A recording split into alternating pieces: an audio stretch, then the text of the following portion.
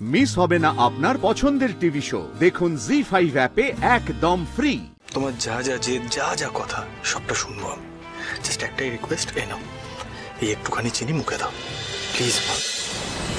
মা, ও মা, মা গো, মা। বর্দি, ও বর্দি, চোখটা খোলো না গো বর্দি। ও বর্দি, কি গো? ধ্রুবর আসতে কত সময় দেরি?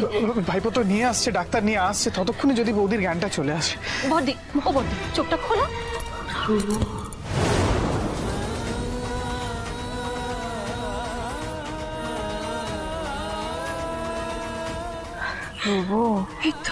এই তো জ্ঞান ফিরেছে।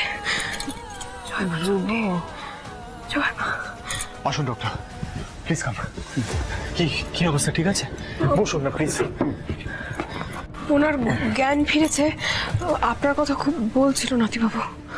ও মা, মা গো, দেখো না ডক্টর,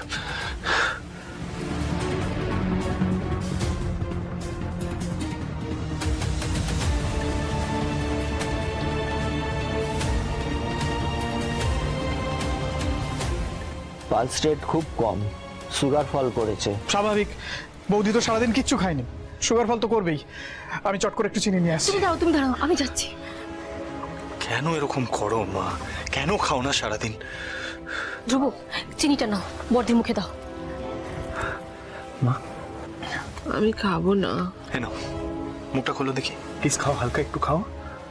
আমি খাবো না। না না, মিষ্টি কিছু খেতেই হবে, নাহলে আপনাকে নার্সিংহোমে অ্যাডমিট করতে হবে।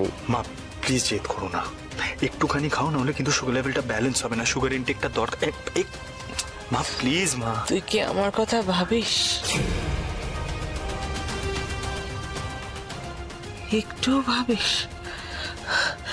আমি এক দানাও মুখে তুলব না, আমি কিচ্ছু খাবো না। মা, আমাদের উপর রাগ করে নিজের ক্ষতি করবেন না মা। আমরা সারাদিন খুব দুশ্চিন্তায় ছিলাম, নাতিবাবুও বাড়ি ফিরে ব্যস্ত হয়ে এখানে চলে এসেছেন। এরকম করবেন না মা। আপনার শরীর খারাপ থাকলে আমরা ভালো থাকতে পারি বলুন? আপনি একটু চিনি মুখে দিন, একটুখানি।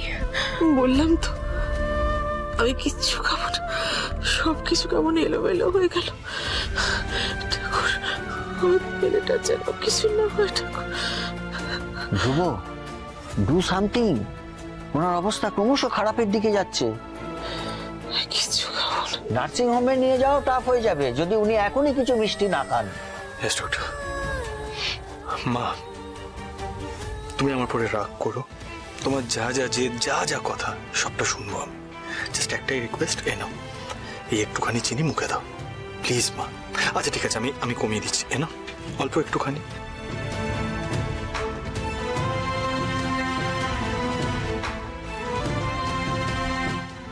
না না না না না, এই পরিস্থিতি হাতের বাইরে যাওয়ার আগে আমাকে কিছু করতেই হবে। আমি কিছুতেই এই পরিবারের কারোর ক্ষতি হতে দেব না। মায়ের কিচ্ছু হবে না। মা চণ্ডী, আমার পাশে থেকো।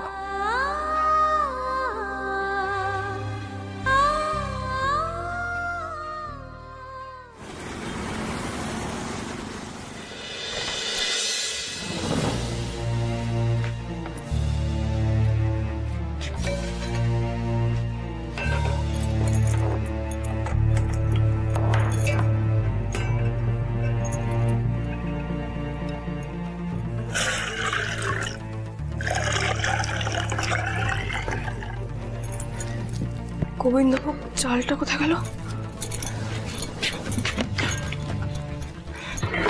জনকি, কি করছো তুমি? এই তো পায়েস বানাচ্ছি। কার জন্য? বর্দির জন্য? হ্যাঁ, মাকে একটু মিষ্টি কিছু খাওয়াতেই হবে। ওই পায়েসটা তাড়াতাড়ি বানিয়ে নিয়ে যাচ্ছি। আচ্ছা শোনো না, নলেন গুড়টা কোথায় আছে একটু দাও না আমাকে। হ্যাঁ দিচ্ছি। বুঝো না কি বলছি, তুমি বর্দির জন্য পায়েস বানাচ্ছ ঠিক কথা, কিন্তু বর্দি খাবে। মা এই পায়েসটা যাতে মুখে দেন সেই ব্যবস্থাই আমি করবো ছোট কাকি। তুমি কি ব্যবস্থার কথা ভাবছো জোনাকি?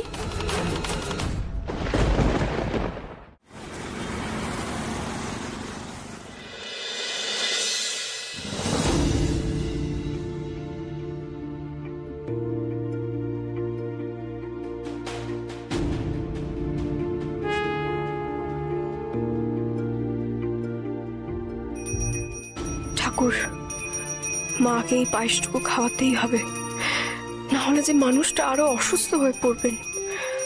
নাতিবাবুর ওপর থেকে মায়ের সব অভিমান আমাকে ভাঙাতেই হবে। মায়ের আশীর্বাদ না পেলে নাতিবাবু জিতবেন কি করে? ওনার পাশে যে ওনার মাকে থাকতেই হবে। আর মা ভালো থাকলে, একবার নাতিবাবুকে জড়িয়ে ধরে মাথায় হাত রাখলে নাতিবাবুর মনের জোর আরো বাড়বে। উনি যে ভেতরে ভেতরে মায়ের জন্য চিন্তায় অস্থির হয়ে পড়ছেন।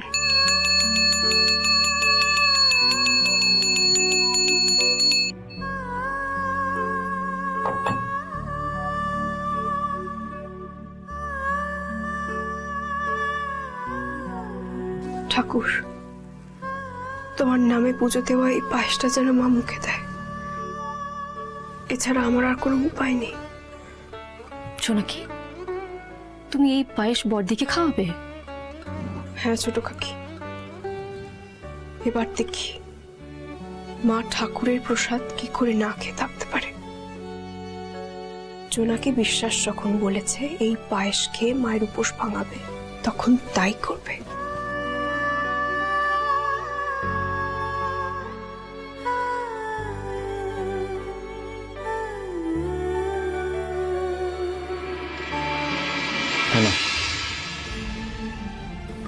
মা অনেকক্ষণ ধরে রিকোয়েস্ট করছি, একটুখানি মুখে নাও এটা, খাও না মা। কি প্রবলেম হচ্ছে? এরকম কেন করছো তুমি?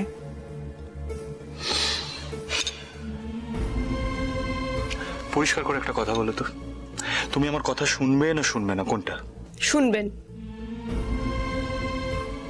নিশ্চয়ই শুনবেন।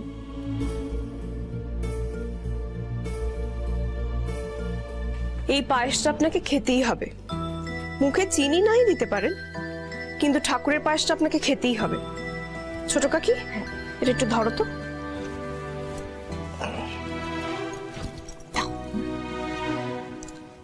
এনি, এটা খান। ধ্রুব, বারণ করো কে? কি করছে ও? না, আজকে আমি কারোর বারণ শুনবো না। সুগারটা কিন্তু ফল করেছে মা। রাগ করে কি শরীরটা আরো খারাপ করবেন? দিদা কি বলেন জানেন?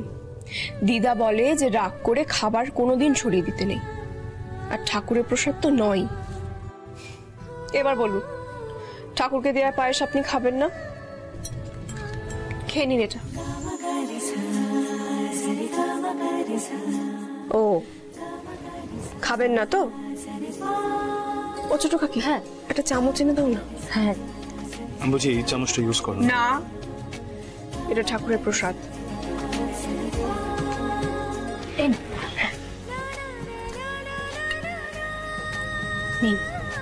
হ্যাঁ করুন।